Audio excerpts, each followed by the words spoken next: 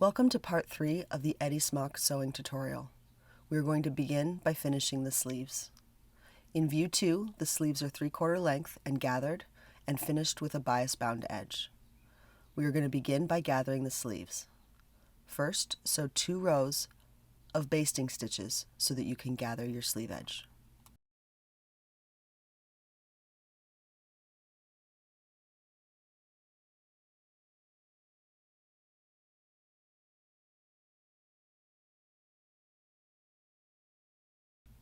Once the 2 rows of basting stitches have been sewn, you will gather the sleeve edge to your desired width.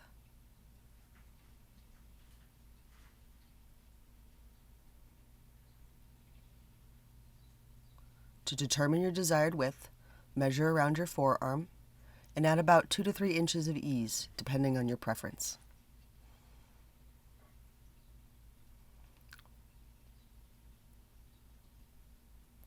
Once you've determined how wide you would like it, then you can adjust the gathers to meet that dimension.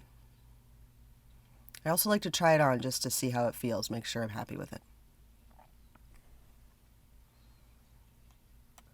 Once you have determined your width, you will cut a piece of bias binding to that dimension plus an additional inch for seam allowance.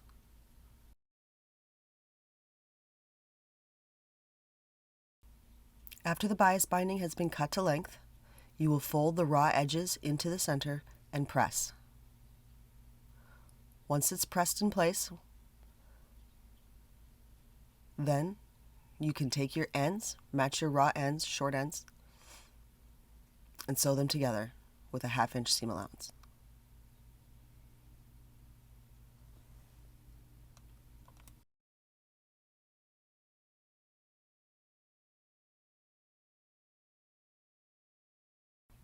Once your bias binding ends have been sewn together, you are going to take the bias binding piece and place it inside the sleeve with the right side of the bias binding facing the wrong side of the sleeve.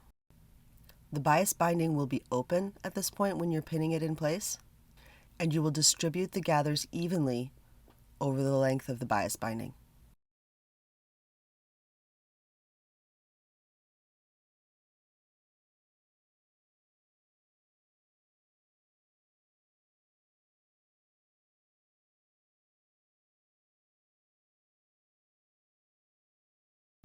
Once the bias binding has been pinned to the sleeve, you will sew the bias binding to the sleeve using a scant 3/8 of an inch seam allowance. You can use the pressed edge as a guide.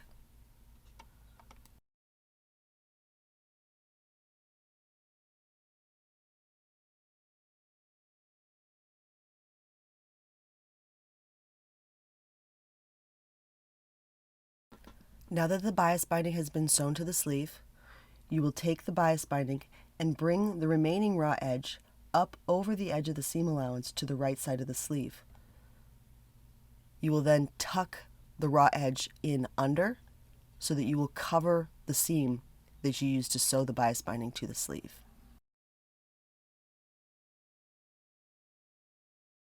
Once the bias binding has been pinned or clipped in place, you will edge stitch the bias binding to finish the sleeve.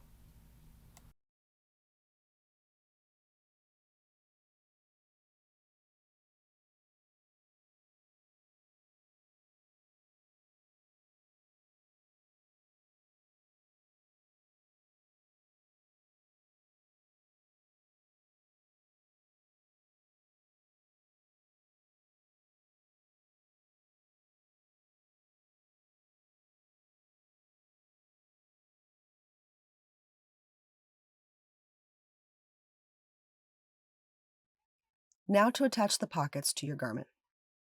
You will begin by marking 19.5 inches down from the shoulder along the side seam. You may need to adjust this height depending on your height and your preferences. Once you have the position marked, you will place the pocket with the wrong side of the pocket facing the right side of the garment and matching the side seams with the center seam of the pocket.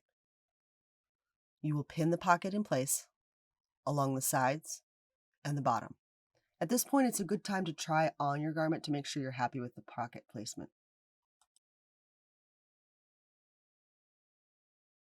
Once the pocket has been pinned in place, edge stitch the pocket to the garment, going down the sides and the bottom and back up the other side.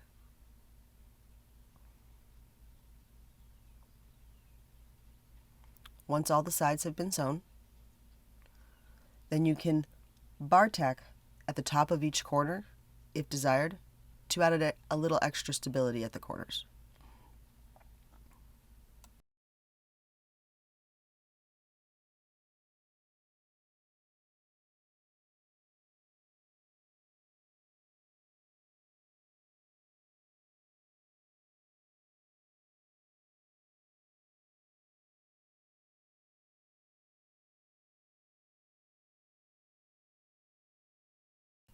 Once your pocket is sewn in place, you can repeat this process with the remaining pocket. And that's the end of part 3. Look for part 4 to finish your garment.